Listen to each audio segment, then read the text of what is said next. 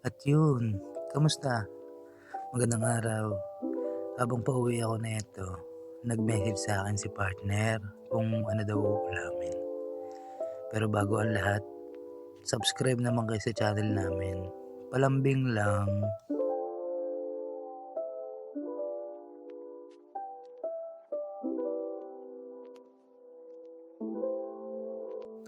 At yun na nga, habang tamang lakad ako, nag-iisip ako ngayon kung anong uulamin. Wala naman akong maisip. Kaya tignan na lang natin kung ano yung laman ng rep mamaya pag uwi ko. Yan, nasa elevator na ako dito. Lakad-lakad lang.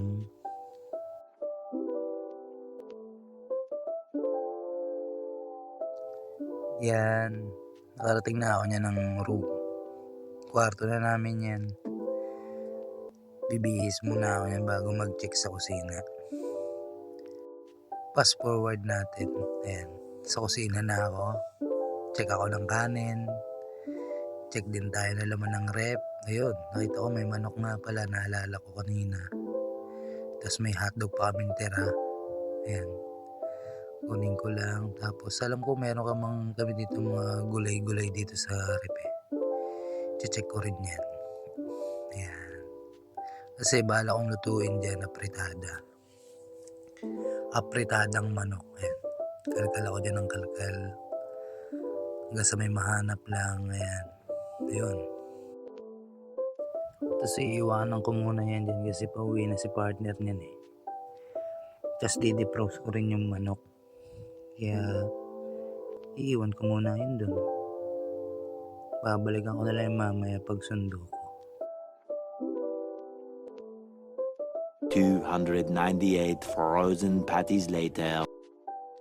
Pagkasundo ko nga sa kanya dyan, nagtanong kagad siya kung bakit nga daw may hotdog. Minudo lang daw may hotdog. Sabi ko, di ko alam. Kanya-kanyang trip naman yan, di ba?